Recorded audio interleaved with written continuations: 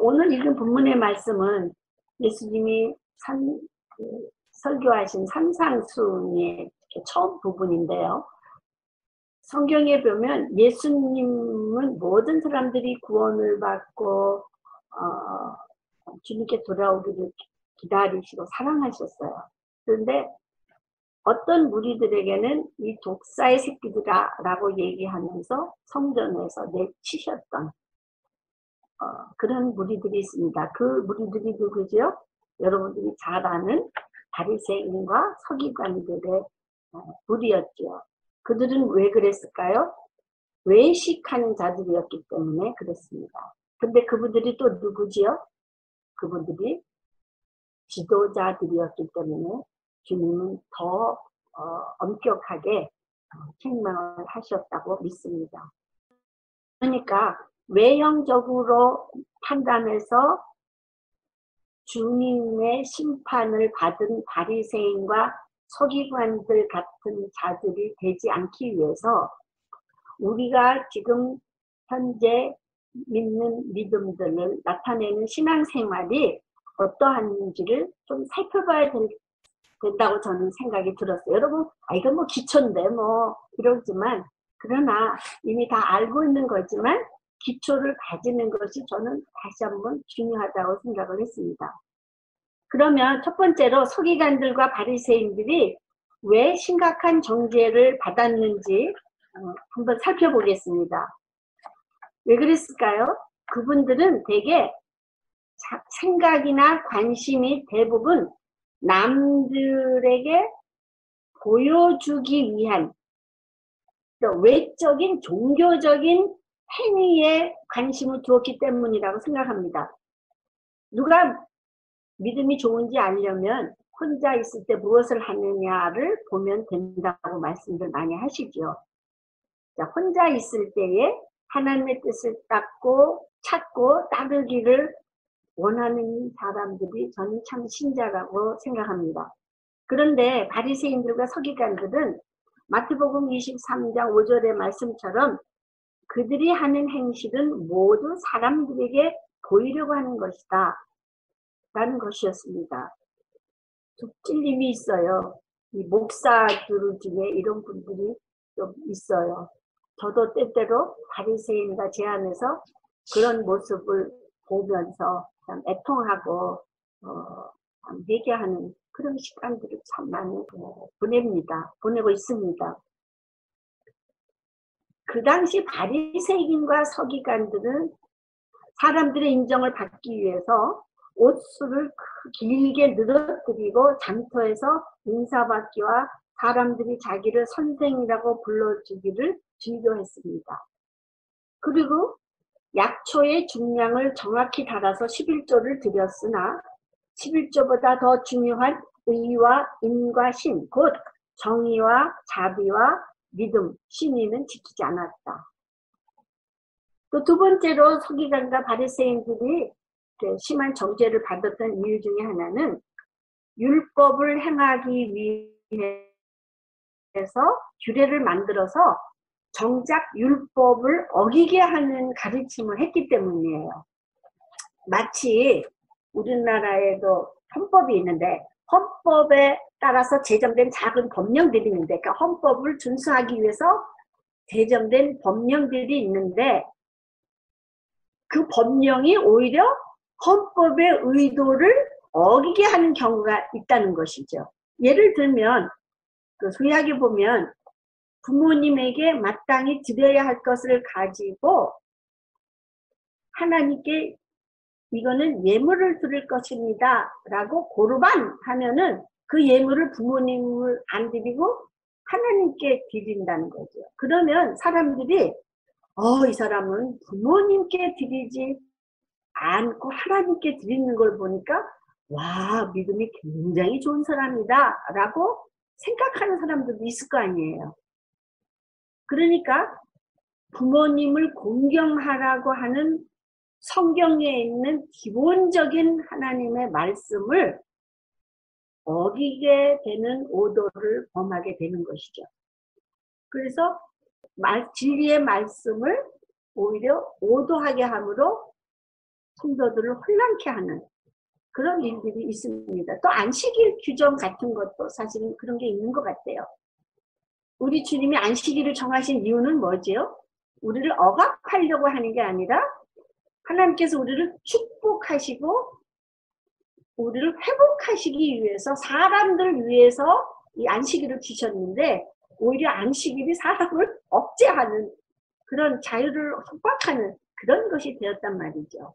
물론 방종해서는 안 되지만 이게 외식하게 되고 하나님이 만든 규정을 오히려 오도하게 되는 그런 일들이 많이 있었습니다. 또 본문 21절에 보면 살인하지 말라 누구든지 살인하는 사람은 재판을 받게 되리라 하고 바리새인들이 가르쳤어요. 그런데 여러분 우리 10계명에 보면 제6계명에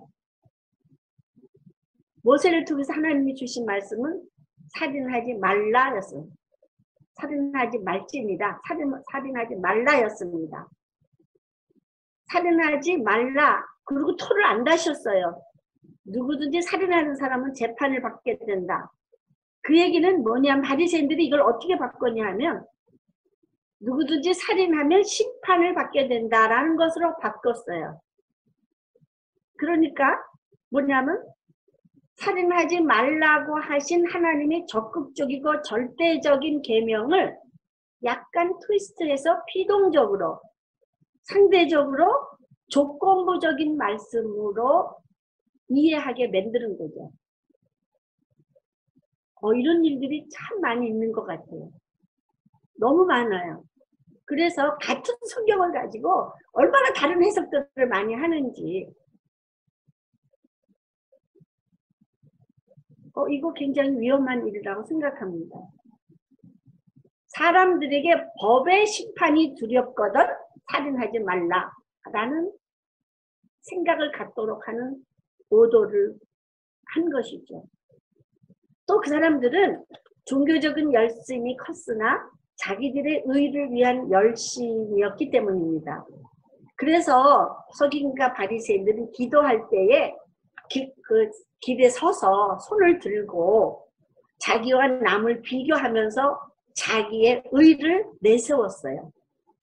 누가복음 18장 2절에 12절에 보면 하나님 나는 다른 사람들 같지 아니하고 이 세리와 같지 아니함을 감사하나이다. 나는 이래에 2번씩 금식하고 또 소득의 11조를 드리나이다 라고 많은 사람들에게 자기의 의를 나타내려고 했던 거죠. 요즘도 가끔 보면 자기가 다니는 교회나 자기가 속해 있는 교단에 대한 자부심이 너무 지나쳐서 다른 교단이나 다른 교회를 무시하는 이들을 보는 경우들이 있는데 아마 바리새인들이 이러지 않았나라는 생각을 그때 잠깐 했었습니다. 여러분은 어떠세요? 우리 순환을 교회가 너무 좋아서 자부심을 갖고 있다든지 우리 교회는 독특해라고 있다면 바리새인과 같은 그런 그 생각에 빠질 수 있는 거죠. 그리고 조심해야 된다고 믿습니다. 또 교회에서 교인들이 여러 가지 봉사를 많이 하지요.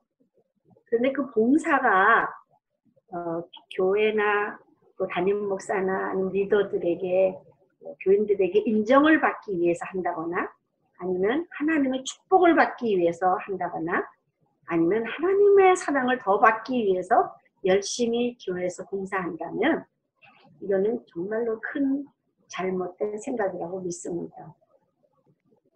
그러니까 이 바리새인과 서기관들이 책망을 받은 이유는 종교적인 것 때문에 그렇다고 저는 믿습니다.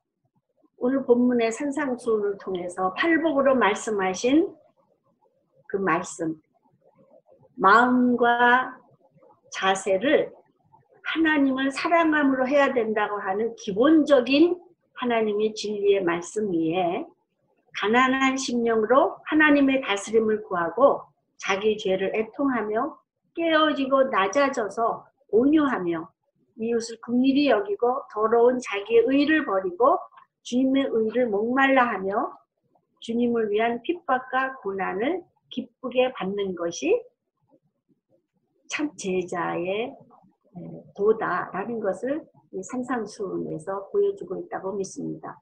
그러니까 서기관과 바리새인들의 가르침하고는 많이 동떨어진 것이죠. 그래서 이분들이 정죄를 받았습니다. 또 주님은 그와 아울러서 몇 가지 예를 들어서 말씀을 바르게 해석해야 되는 원리를 가르쳐 주셨습니다. 여러분, 제가요 평생 교회 생활을 하면서 정말 목사님의 사랑을 참 많이 받았어요. 저는 우리 어머니의 믿음을 이어받아서 목사님 믿고도 하나님, 눈에 보이는 하나님으로 그렇게 섬기고 존중했어요. 그러니까 목사님이 입으로 나오는 말씀은 뭐든지 다 아멘입니다.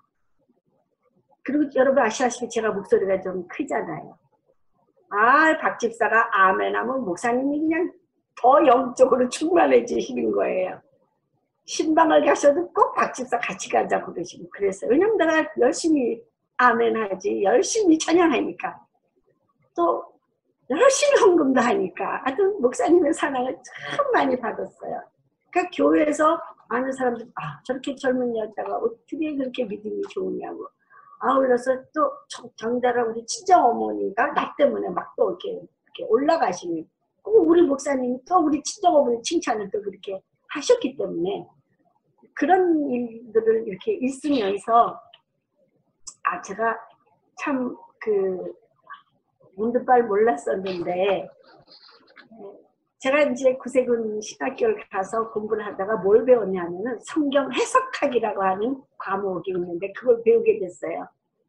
그걸 배우고 나서 보니까 목사님들이 하시는 설교가 다 아멘이 아니네, 이걸 깨닫게 됐어요.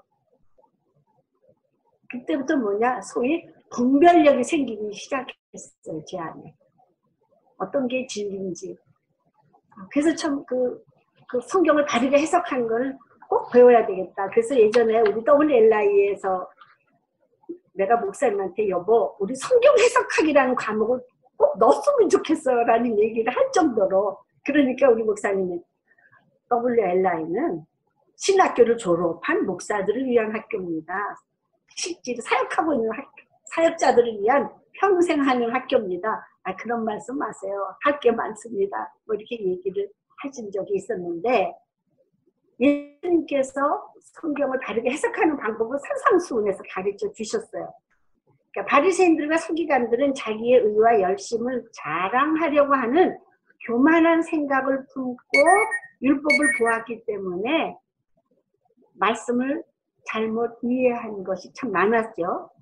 오늘날도 어떤 종파에 속해서 관련된 사람들 중에 인격적이고 진실하고 성실한 사람들이 참 많이 있어요. 아니, 예수 안 믿는 사람 중에서도 그런 사람들이 많이 있어요. 예수 믿는 사람들 중에서도 이 잘못된 성경 해석관을 가졌기 때문에 이단으로 빠지는 거예요. 그러니까 이단에 빠지는 사람들이 성경을 몰라서가 아니라 기존 교회에서 정말 열심히 있는 사람들이 성경을 좀 더 알고 싶고 배우고 싶어서 찾다가 이단에 빠지는 경우가 많이 있는 것을 봅니다. 제가 알기로 신천지로 가는 사람들이 그 중에 참 많이 있는 것을 봐요. 근데 분별하지 못해서 그렇습니다.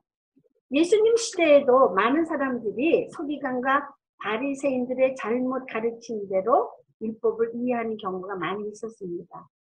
아까 얘기했죠. 성경에서 말한 진리가 있는데 그 진리를 준수하기 위한 법령이 약간 오도되게 하는 것들이 있다는 것이죠. 그래서 예수님은 몇 가지 실례를 들어서 율법의 올바른 해석 원리를 알게 하셨습니다. 그러니까 말씀을 문자적으로만 볼 것이 아니라 그 정신과 원리를 잘 찾아야 된다. 그러니까 말씀을 기계적으로 적용할 때 그릇된 경우가 많이 있습니다. 마태복음 5장 29절과 30절에서 말씀을 문자적으로 해석한다면 우리들이 온전할 수 있겠습니까? 무슨 말씀인지 너무 잘 아는 생각. 눈이 범죄하거든 눈을 뽑아버려라. 그 눈을 뽑아버리고 그 눈을 그만이 두고 백채를 가지고 있으면 뭐하냐? 지옥 간다는 거예요. 오른손이 죄를 지었으면 오른손을 잘라버려라. 오른손을 잘라버리고도 우리가 죄를 안 짓고 주님 앞에 가는 것이 복되다는 말씀을 했습니다. 여러분 이런 거 말씀 적용하면 우리 나만 아는 게 없어요. 눈으로 죄져, 귀로 죄져, 입으로 죄져, 다리로 안 갈 때 가. 마음으로는 또 얼마나 죄를 져. 오늘 하나도 남아있는 게 없어요. 그런데 지금 살아있는 게 다 하나님, 예수님 때문에, 하나님의 은혜와 사랑 때문인 줄 믿습니다. 여호수아서 2장이나 6장에 보면 거기 그 기생 라합이 나옵니다. 기생 라합이 성경에, 기생임에도 성경에 나왔죠. 이름이. 무엇 때문에요? 이스라엘의 정탐꾼을 감추고 거짓말을 했어요. 그런데 성경에 뭐라고 그랬냐면 의롭다함을 받았다라고 말합니다. 거짓말을 했는데. 자, 문자적으로 얘기를 하면 거짓말은 죄잖아요. 계명을 지켰으면 왜 거짓 증거하지 말라라고 말씀하셨으니까. 그렇다면 라합은 문자적으로 말을 하면 죄를 지었어요. 라합도 이 심판을 면할 수 없습니다. 그러나 성경에서는 그는 의롭다함을 받았다고 했어요. 그 생각할 필요가 있습니다. 그렇다고 해서 우리가 하얀 거짓말을 해도 좋다 이런 얘기를 많이 하죠. 그러니까 흔히 엄마들이 하는 거짓말 뭐지? 외출하면서 하는 거짓말. 엄마 맛있는 거 사가지고 조금 금방 올게 이러고 가요. 그리고 하루 종일 있다 와요. 이거 보면 그 거짓말이 해도 좋다 아닙니다. 거짓말은 원래 거짓말을 해서는 안 된다고 믿습니다. 안 되는 거예요. 우리 크리스찬들은 원래 거짓말을 하면 안 돼요. 이거 생각하면 여러분 근데 거짓말 한 번도 안 하고 삽니까? 거짓말 참 많이 해요. 그래서 우리가 맨날 얘기해요. 아무튼 거짓말을 안 하고는 살 수 없다라는 거짓말을 사람들이 더 믿어요. 그리고 스스로 이런 것들이 우리 삶에 참 많이 있는 것 같아요. 그러나 아무튼 라합의 경우 같은 것을 제외하고는 하나님의 뜻을 따라 살기 위해서 거짓말을 하지 않으려고 할 때에 하나님께서 우리를 꼭 도와주십니다. 이런 예화들은 많이 있어요.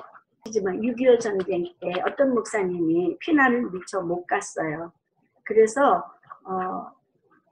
감옥에 갇혔습니다. 그 당시에는 예수 믿어? 그럼 그 자리에서 바로 총살을 하는 경우라든지 그런 그런 무지막지한 시대였는데 한 번은 그 감옥에 그것에 어떤 인민군 장교가 막 들어오더니 여기에 예수쟁이 반동분자들이 여기 있냐고. 여기서 예수쟁이들은 손들라고. 그런데 아무도 손을 안 듣는 거예요. 근데 그 목사님이 막 갈등 있는 거예요.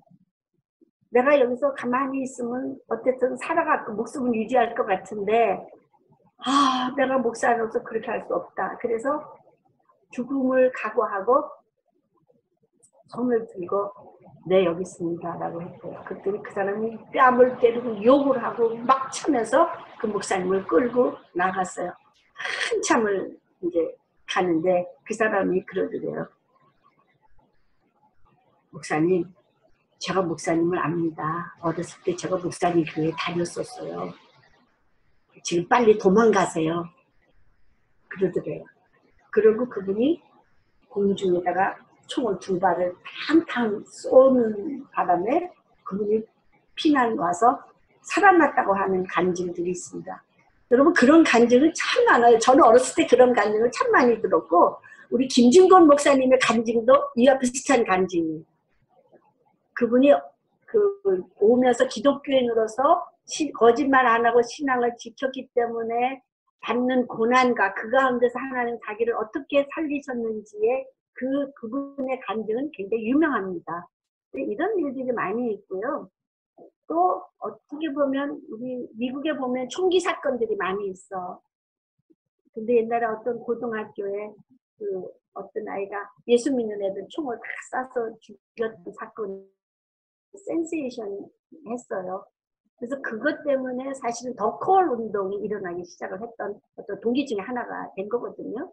그러니까는 목숨을 걸고 예수 믿는 것을 증거했던 것, 이런 것들이 그 아이들에게 엄청난 감동을 주었고 교회에 큰 충격을 주었고, 그것이 하나의 정말 그 매스 프레어 무브먼트의 그 동기가 되는 그런 기회가 있었습니다. 그러니까 한 사람이 신앙을 지키기 위해서 거짓을 하지 않고 신앙의 양심을 지킴으로 인해서 하나님은 놀라운 일을 행하시는 것, 이것들이 참 우리의 삶의 마음이 있습니다. 그러니까 우리는 최선을 다해서 하나님의 계명을 온전히 지켜야 합니다. 온전히. 그러나 계명을 문자적으로 기계적으로 이해할 것이 아니라 성령님의 깨닫게 하심을 구하면서 성경의 전체적인 빛에 비추어서 해석해야 합니다. 이성대 목사님이 항상 성경은 맥락을 보라, 숲을 보고 그 다음에 나뭇가지를 들어가라, 그렇게 얘기하신 적이 참 많이 있었어요. 그러니까 성경을 전체적인 맥락에서 비추어서 해석을 해야 다른 해석이 된다라고 말씀하셨습니다. 여기 보니까 간음죄에 대해서도 우리 주님이 이렇게 가르치셨어요. 당시 종교 지도자들은 제7계명이 뭐죠? 간음하지 말라. 여기 본문에 나옵니다. 제7계명을 10계명과 서로 상관이 없는 것처럼 가르쳤어요. 그래서 실제로 간음하지 않았으면 나는 간음하지 않은 죄를 범치 않았어 라고 자위하면서 자기 의에 빠져가는 사람들이 있습니다. 그런데 주님은 뭐라고 말씀하시죠? 또 간음하지 말라 하였다는 것을 너희가 들었으나 나는 너희에게 이르노니 여자를 보고 음욕을 품는 자마다 마음에 이미 간음하였느니라 라고 말씀하셨습니다. 그래서 제7계명에 간음을 하지 말라 하신 말씀은 제10계명에 있는 내 이웃의 집이나 탐내지 말지니라. 내 이웃의 아내나 나의 남종이나 그의 남종이나 그의 여종이나 그의 소나 그의 낙이나 무릇 내 이웃의 소유를 탐내지 말지니라 라고 말씀하시면서 제7계명과 제10계명은 함께 읽어야 된다고 가르치셨어요. 단순히 문자적으로 해석한 게 아니라는 거예요. 그러면 어떻게 돼요? 우리는 제10계명, 탐내지 말라고 하신 계명을 우리가 동시에 읽는다면 우리는 어떨까요? 우리는 숱하게 죄를 많이 졌어요. 제가 간음죄에 대해서, 우리 한국 사람들은 이 간음죄를 굉장히 큰 죄로 생각해요. 근데 미국 사람들은 내 마음이 변했어, 그걸로 끝나더라고. 미국 목사님들이 뭐 이혼을 환영하는 건 아니지만 이혼한 것이 그렇게 흉이 되지 않는 문화더라고요. 저는 그게 처음에는 이해가 안 갔어요. 미국에서 가장 큰 죄는 단 1달러라도 공금을 떼어먹고 거짓말하는 게 굉장히 큰 죄더라고. 거짓말하는 게. 근데 우리나라는 성범죄, 성추행 사건이 가장 수치스러운 죄로 그것 때문에 막 자살도 하고 그러잖아요. 그거 좀 잘못 이해하고 있는 것 같아요. 아무튼 이 간음하지 말라라는 것을 문자적으로 해석하게 되면 탐내지 말라고 하신 10계명을 어기게 되는 거기 때문에 성경을 해석하는 데 있어서 잘해야 된다고 거듭 주님이 말씀하십니다. 서기관과 바리새인들은 이 점을 깨닫지 못했던 거예요. 그래서 실질적으로 사람을 죽이지 않았거나 간음을 하지 않았으면 나는 계명을 잘 지켰다라고 해서 자기 의의가 나타나는 거죠. 우리 교회도 아마 자기 의의로 따지면 굉장히 많을 거예요. 교회 공동체적으로 아니면 그래서 세상 사람들이 교회를 그렇게 미워하는 거 아닐까요? 자기네들이 하는 거 속과것이 다르고 외식하면서 세상 사람들을 속하다고 정죄하는 것들 때문에 교회가 많이 비판을 받는다고 믿습니다. 그래서 예수님은 스스로 의롭게 여기지 못하도록 가르치셨어요. 율법을 통해서. 그래서 율법은 뭐예요? 이 예수님을 통해서 율법을 통해서 우리가 죄인인 것을 깨닫게 하고 오직 죄인이 구원받은 것은 하나님의 은혜로 예수 그리스도로 말미암아 구원을 받는다고 하는 복음, 그 진리를 우리에게 가르치기 위해서 율법을 주셨습니다. 그러니까 율법은 뭐예요? 우리가 어떤 죄인인지를 깨닫게 하는 자라는 그거라는 거죠. 그래서 율법의 목적을 잘못 알면은 십자가의 복음을 거절하게 되고 그래서 자기가 지은 모든 죄의 대가를 본인 스스로 영원히 치르게 할 수밖에 없는 그런 저주를 받게 하는 거죠. 우리는 죄인이지만 뭐예요? 우리의 죄를 모두 담당하신 예수님이 계시고 우리가 예수님을 나의 구주요 나의 왕으로 모시면 예수를 믿는 믿음으로 우리 구원받는 거예요. 라고 하는 그 참 놀라운 진리를 왜곡하기 때문에 이 성경을 잘 해석해야 된다고 믿습니다. 그러니까 성경도 어떤 그 하나님의 말씀을 부정적으로나 소극적으로가 아니라 긍정적으로 적극적인 관점에서 해석해야 된다고 믿습니다. 예를 들면 아까 얘기한 것처럼 살인하지 말라, 간음하지 말라 뭐 이런 계명들을 우리가 이해할 때 문자적으로 이해하면 안 된다는 것이죠. 주님은 살인하지 말지니 라고 말씀하셔서 이것을 어떻게 해석하냐면 긍정적이고 적극적으로 해석하셨어요. 이웃을 향한 마땅한 태도, 곧 살인하지 말라라는 얘기는 긍정적이고 적극적인 태도로 사랑하다라는 것을 가르치는 의미에서 이렇게 말씀하셨다고 믿습니다. 우리가 실제로 살인하지 않았어도 마음으로 또한 재정적으로 또한 사회적으로 얼마나 남을 죽이며 살았는지 돌이켜볼 수가 있어요. 남의 돈을 떼어먹었다든지 그리고 갚지 않았다든지 하여튼 여러 가지 뒤에서 사람들에게 험담하고 뒷담화해서 근거도 없는 소문을 퍼뜨렸다든지 이런 거 참 많이 있어요. 예전에 한참 우리 목사님이 그 기업을 하실 때에 이런 일들이 많이 있었어요. 재벌들이 중소기업에게 하청을 줍니다. 요즘도 그런 게 있었을 거예요. 하청을 줘요. 그러면 갑자기 재벌에서 막 하청이 쏟아지니까 그 조그만 회사가 그 많은 그 주수들을 감당할 수 없으니까 어떻게 해요? 은행에서 돈을 빌리고 사채를 끌어서 그 생산 라인이라든지 뭔가 그것을 재벌의 요구를 맞춰주기 위해서 공장을 늘렸어요. 그래서 막 공장이 잘 돌아갔어요. 몇 년 갑니다. 너무 축복이었어요. 그랬는데 어느 날 갑자기 그 하청하는 그것을 뚝 끊어버려요. 그러면 그 회사가 어떻게 돼요? 어떻게 발버둥을 쳐보지만 결국에는 부도를 맞게 돼요. 그러면 어떻게 되는지 아세요? 그 기업에서 부도난 중소기업을 아주 싼 값에 사버려요. 그래서 재벌된 회사들이 많이 있어요. 그래서 이 어떤 그 재벌들을 아주 나쁘다고 생각하는 사람들이 많이 있는 거예요. 그게 의미가 없는 것은 아닙니다. 근데 세상에서는 뭐라 그러죠? 그렇게 무자비하게 중소기업을 막 경제살인이지 그거는. 경제살인을 하는데 세상에서는 이런 사람들을 성공한 기업가라고 성공한 회사라고 칭찬을 해요.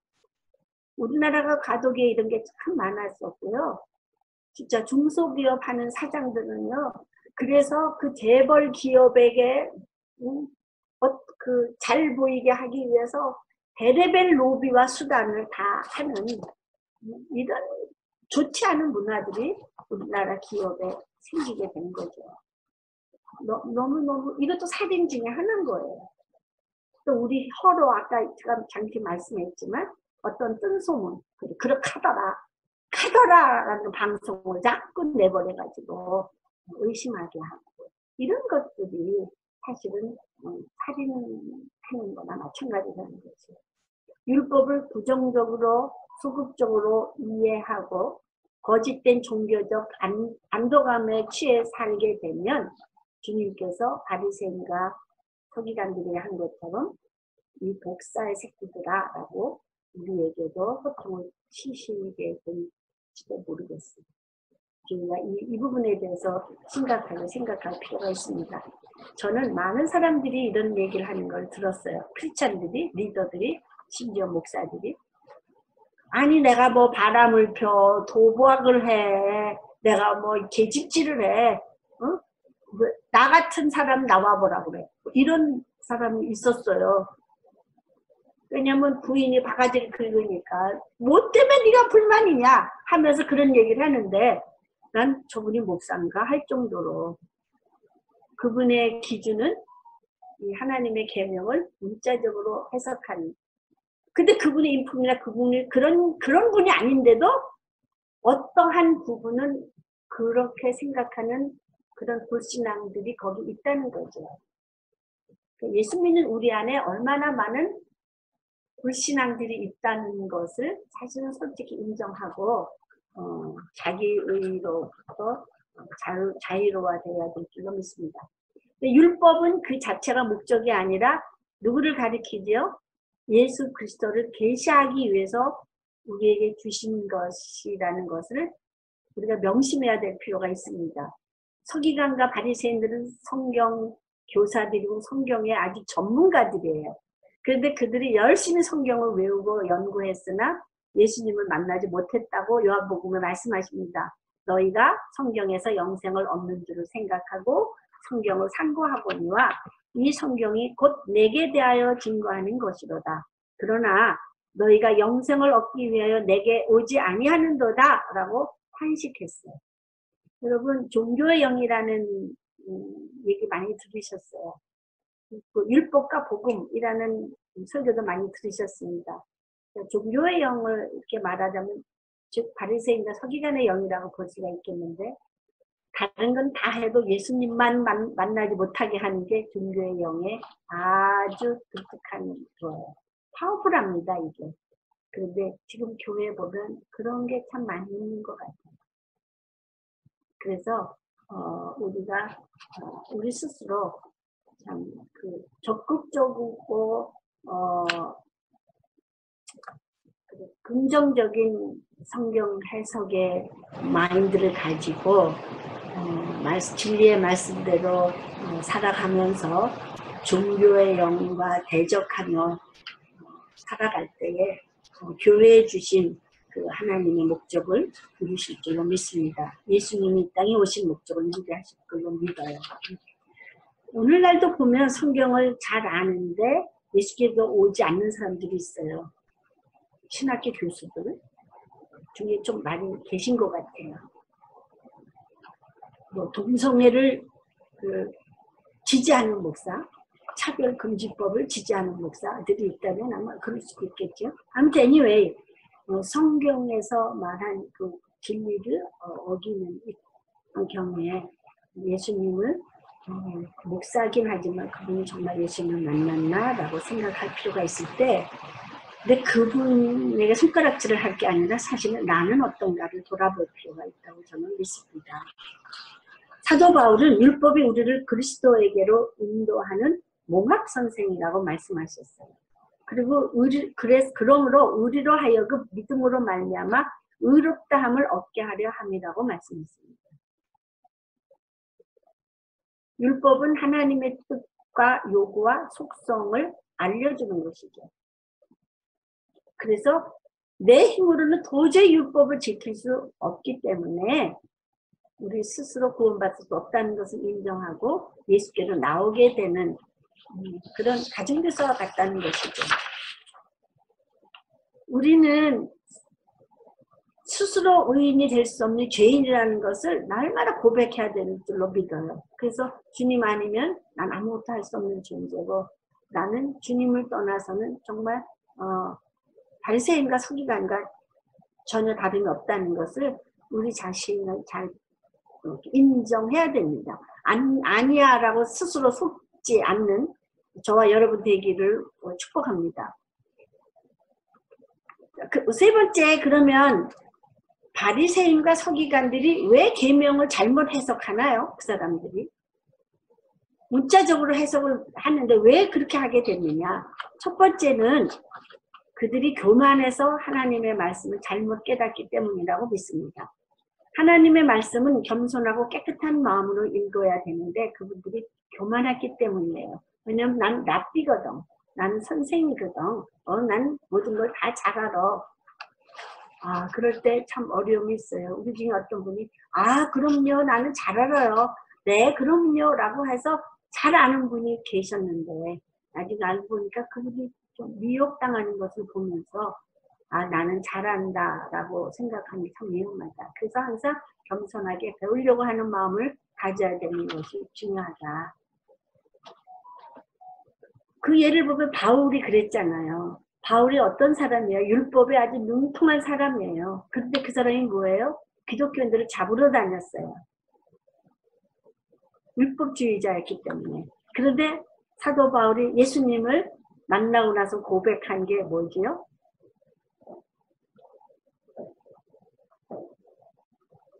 자기가 엄청난 죄인임을 깨닫고 어떻게 해야 될지 몰랐어요. 그리고 나는 죄인 중에 괴수라고 고백하게 됐죠. 그 다음부터 어떻게 해요? 유대인들에게 복음을 전하는 전도자가 됐잖아요. 그렇게 율법에 능한 바울의 삶을 보면서 우리가 깨닫는 바가 큽니다. 하나님의 말씀은 회개하고 겸손한 열린 마음으로 읽어야 된다고 믿습니다. 그렇지 않게 되면 엉뚱한 해석을 하게 된다는 것이죠. 그래서 사도 바울처럼 우리는 진심으로 하나님을 찾는 마음으로 영적인 오리에 빠지지 않도록 그 진리 가운데 서야 된다고 믿습니다. 감사한 것은 사도 바울을 보니까 그렇게 열심히 율법주의자를 찾아오셔서 그를 그냥 그대로 오류에 빠지지 않도록 하시고 구해주셨다는 것이죠. 그래서 언젠가 우리도 율법에 빠져있던 우리 주님이 오셔서 우리 구원해 주셔서 우리가 오늘 신앙생활을 하고 있다고 저는 믿습니다. 저는 참 율법주의적인 그런 교회에서 자랐어요. 그래서 이성재 목사님이 예수님을 처음 믿고 나서 저한테 한 말이 너무 부끄럽게 이러더라고요. 이제 봤더니 당신 나이롱인 것 같아. 이런 얘기 들었을 때 나 엄청 창피했어요. 그러면서 뭐랬는데 지가 언제부터 예수 믿었다고 남을 판단해? 또 이러고 대들었던 적이 있는데 부끄러운 과거입니다. 근데 맞아요. 나는 예수를 오랫동안 믿었지만 교회에서 하는 종교생활, 교회 문화에 살았고 목사님이 예수를 안 믿고 세상에서 평탄하게 살다가 예수님을 만나서 인격적인 예수님을 만나서 그분이 성경 보는 관점과 그분이 신앙생활 하는 게 오랜동안 신앙생활하는 나를 볼 때 그분이 나를 그렇게 생각했다는 게 좀 부끄러웠어요. 부끄럽지만 그게 사실이니까 그때부터 제가 우리 교회 목사님한테 배우는 것보다 성경을 읽고 성경에 푹 빠져 사는 우리 남편이 그 성경 가운데 본 그 진리를 깨닫고 여보 하고 맨날 나한테 얘기하고 설교해 주는 걸 통해서 내 안에 있는 율법적인 파라다임이 많이 깨지게 되는 그런 경험이 있었습니다. 그리고 신학교에 가서 또 이런 성경 해석한 이런 것들을 보면서 참 많은 은혜를 받았었죠. 하나님의 은혜 너무나 큽니다. 두 번째로 그들이 왜 그렇게 됐냐면 서로 영광을 취하기 위해 바빴기 때문에. 요한복음 5장 44절에 보면 너희가 서로 영광을 취하고 유일하신 하나님께로부터 오는 영광을 구하지 아니하니 어찌 나를 믿을 수 있느냐. 아주 호되게 책망을 하셨어요. 그러니까 서기관과 바리새인들이 하나님께 영광을 돌리기 위해서 자기 자신을 부인할 마음이 없었던 것입니다. 그러니까 영적인 눈이 닫혔던 것이죠. 자기가 영광받기 바빴기 때문에 주님께 영광을 돌릴 수 있는 그 눈이 없었던 것이죠. 또 세 번째로 근본적으로 바리새인과 서기관들은 하나님의 뜻에 순종하려는 마음이 없었기 때문입니다. 요한복음 7장 17절에 보면 사람이 하나님의 뜻을 행하려 하면 이 교훈이 하나님께로부터 왔는지 내가 스스로 말하는지 알리라. 이 사람은 자기가 배운 성경적 지식들을 가지고 자기 스스로 말하는 것. 그러니까 이게 하나님께로부터 온 말이라는 것을 모르기 때문에 그 말에 순종하려는 의도, 뜻이 아예 없었어요. 자기 말이니까. 여러분, 우리는 어떤가요? 우리는 회개하고 깨끗하고 열린 마음으로 하나님 말씀을 묵상하시나요? 그 사람의 영광과 인정을 포기하고 하나님의 인정을 받기 위해서 우리가 살고 있나요?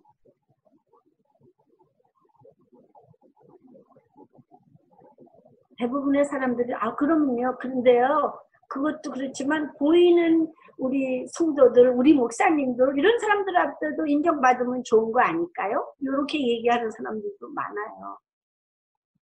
근데 뭐 그 틀린 말은 아닐 수 있으나 거기에 그렇게 생각하게 되면 성경에서 말하는 원리를 잊어버릴 수 있는 유혹을 받게 될 수가 있는 거죠. 목적이 바뀌어질 수가 있기 때문에 그렇습니다. 하나님의 뜻에 전적으로 순종하려는 중심을 갖고 말씀을 따르며 사는지. 여러분 어떠세요? 이 말씀은 내 마음에 들어. 그러니까 이건 순종해야지. 근데 이 말씀은 이걸 어떻게 순종해? 난 못해. 그리고 아예 순종하려고 신경도 안 쓰는지. 아니면 하나님의 말씀인데 계속 내 마음을 긁어. 그리고 말씀을 전하는 사람들을 통해서, 그러니까 순수하게 하나님의 말씀을 통해서 듣는 게 아니라 말씀을 전하는 사람의 인격을 필터해서 듣기 때문에 말씀을 전하는 사람이 인격적으로 결함이 있으면 그 말씀을 순종하려고 하지 않는 그런 유혹들이 우리 안에 있습니다. 그래서 그 서양 속담에 그런 거 있잖아요. 목욕물 버리려다가 아기 버린다. 그러니까 말씀을 전하는 사람을 볼 것이 아니라 그 사람이, 그러니까 말씀을 전하는 사람이 율법적으로 뭐 완전해서 전하는 것이 아니라 부르심 때문에 하는 거라면 그분의 연약함과 어떤 그런 한계가 있음을 인정하고 그럼에도 불구하고 그분이 전하는 말씀이 하나님 말씀이라는 것을 믿을 때에 우리에게 순종하는 마음이 생기라는 걸 믿습니다. 그래서 사실은 말씀을 전하는 사람들에게 하나님께서는 히브리서에서 뭐라고 그래요? 너희는 말씀을 가르치는 자는 저들을 조종하지 말고 저들 본을 보이라고 말씀하셔요. 그리고 또 말씀을 배우는 자는 너에게 말씀을 가르치는 자를 배나 귀히 여기고 존중하고 서로 좋은 것을 나누라고 말씀을 하세요. 그만큼 말씀을 가르치는 자와 말씀을 배우는 자가 정말 다 하나님 안에서 진실된 그런 자기가 영광을 취하지 않고 진실된 마음으로 하나님께 순종하는 마음을 가지고 있을 때에 그 말씀이 살아서 역사하는 줄 믿습니다. 디모데전서 2장 4절에 모든 사람이 구원을 받으며 진리를 아는 데 이르기를 바라신다고 말씀을 하셨어요. 그래서 성경은 한 명이라도 한 사람도 지옥에 가는 것, 구원받지 않은 사람은 없다고 말씀을 하고 계십니다. 그러나 하나님은 악인을 의롭다고 하실 수는 없어요. 그분은 선하신 분이고 그분은 사랑이시기 때문에. 그렇기 때문에 하나님의 그 공의를 이루기 위해서 예수 그리스도가 우리를 위해서 대신 죽으실 수밖에 없었다는 것이죠. 나는 그 진리를 생각하면 너무너무 감격스러워요. 정말 하나님은 사랑이시지만 하나님은 공의의 하나님이시다. 이것이 정말 그분의 완전한 성품이라는 것에 대해서. 그래서 그분은 우리에게 예수님을 주실 수밖에 없었다.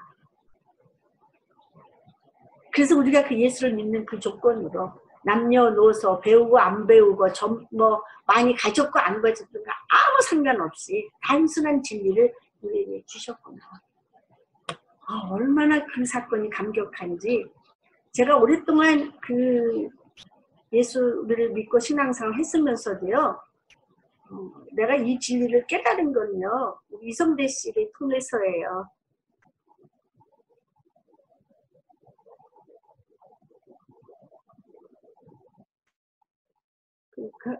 그때 그리고 하나님께서 저를 회개하실 때 제가 그동안에 얼굴로 체면으로 신앙생활을 했다는 거 하나님 굉장히 아주 체험적으로 저를 경험하게 하셨어요. 그리고 얼마나 교만한지.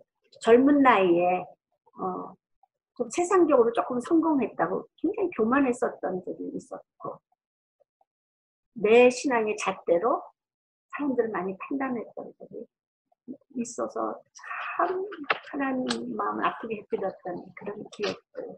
그것 때문에 오히려 제가 주님을 더 깊이 만날 수 있었던 그런 감격이 지금 생각하면 감사하고요. 어떤 웬 은혜인지 저에게 그런 일이 있었는지 때문에 감사합니다.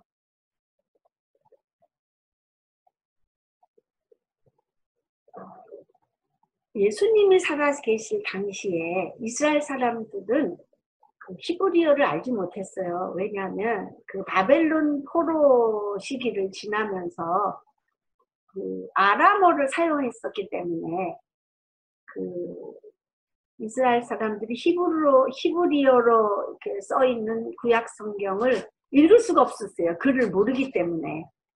그래서 서기관과 바리새인들을 통해서만 말씀을 배울 수가 있었어요. 그러니까 서기관과 바리새인들이 말씀을 잘 가르쳐야 되는 책임을 아주 막중하게 가진 거죠. 그래서 예수님은 유난히 서기관과 바리새인에 대해서 아주 더 엄격하셨다고 저는 믿습니다. 그게 우리들이죠. 우리 목사들, 우리 사역자들. 여러분, 우리 지금 어떻게 보면 목사라고 그래서 무슨 특권이 있는 건 아니에요. 예수를 믿는 모든 신자들에게 주신 말씀이라고 저는 믿습니다. 종교개혁 이전에는 성경이 없었어요. 영어로 번역된 게 없었으니까. 그래서 많은 사람들이 그걸 몰랐어요. 성경을 가질 수가 없었어요. 그런데 종교개혁 이후에 성경이 번역되면서 성경이 신도들 사이에 있게 되면서 정말로 확연한 개혁이 일어났었죠. 예전에는 어떤 일이 있으면 교회와 사제를 떠나서는 구원이 없다고 가르쳤어요.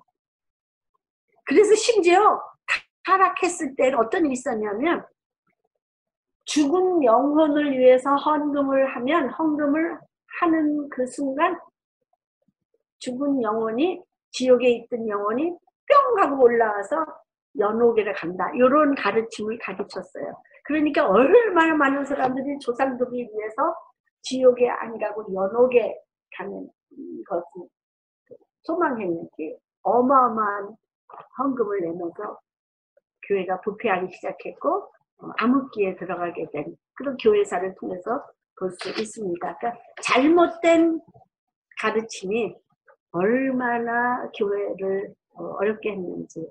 그런데 그때만 그럴까요? 요즘도 그래요. 저는 요즘도 동일하다고 믿습니다. 여러분 유튜브 잘 봐야 돼요. 예수님께서 무슨 분별하라고 그랬어요. 근데 그 분별이 내 안에 진리 되신 예수님, 아까 말씀을 볼 때 열린 마음으로 회개하는 심정으로 보는 마음이 있을 때 우리에게 분별력이 생기는 거고요. 우리가 영광을 받지 않고 주님께 영광을 돌리려고 하는 기본적인 마음과 순종하려고 하는 마음으로 우리가 말씀을 볼 때 예수님께서 산상수훈에서 말씀하신 그 진리가 우리의 영을 살리고 여러분들이 그 진리 안에 살 때 또 여러분들이 이를 통해서 그 진리가 선포됨으로 많은 영혼들이 주께로 돌아오게 되는 일들이 있게 하실 것을 믿습니다. 어떤 분이 교회는 망했다? 저는 그 제목부터가 그 비성경적이지 않나요? 예수 그리스도가 핏값을 세우고 사신 교회, 예수 그리스도를 믿는 교회는 예수님이 다시 오시는 그날까지 영원히 함께 있을 건데 망하지 않습니다. 혹시 팔당과 핍박을 당하면 중국교회가 그래서 지하로 돌아갈 수 있어요. 망하는 법, 그거를 세속적인 성공이나 관점으로 보면 우리 교회 망했네? 라고 얘기할 수 있는데 그것은 입으로 죄를 짓는 거고 주님의 그 뜻을 모르는 거죠. 그래서 정말 이 마지막 때에 요즘에 뭐 마지막이 가까웠다, 나팔 소리가 들려온다. 여러분 많은 그 TV 유명한 우리들이 잘 보는 TV들이 있어요. 브래드 TV도 많이 봅디다. 우리 기독교인들이. 저는 잘 안 보지만 몇 번 이렇게 보면서 저거 진리가 아닌 것 같은데 라고 생각하는 부분들이 몇 번 있었던 것 같아요. 제가 다 판단이 모르는지는 모르지만 조금 너무 억지가 아닌가 이렇게 생각할 때가 많이 있습니다. 그럼 요즘에 베리칩이니 거짓 선지자니 요즘에 유럽 그 아랍과 이스라엘 통합이니 이래가지고 여러 가지 막 얘기들이 많이 있어요. 여러분 분들에서 잘 들어야 돼요. 예수님께서 우리 교회에 이미 승리적 종말론이라는 티칭이 있었어요. 여러분 그 티칭을 우리가 마음에 새겨야 될 줄로 믿습니다. 그래야 종말론에 대해서 종말이라고 하는 많은 말씀들에 대해서 우리가 분별을 하고 말씀을 들을 때 잘 들을 필요가 있다고 믿습니다. 오늘 제가 스스로 속지 말라라는 제목으로 말씀을 했는데 사실 여러분 다 아시는 거예요. 그러나 다시 한번 점검하고 여러분들이 전도하는 대상자들 여러분 주위에 이런 분들이 있다면 여러분들이 기도와 함께 말씀 안에서 예수님이 제자들에게 가르쳤던 것처럼 이렇게 가르치면서 정말 우리 예수 믿는 성도들이 다 주님께 영광을 돌리는 그래서 정말로 교회가 진리 안에서 살아있는 그런 교회가 되도록 우리를 세우시고 그 가운데 순환교회를 사용하실 줄로 믿습니다. 네, 기도하겠습니다.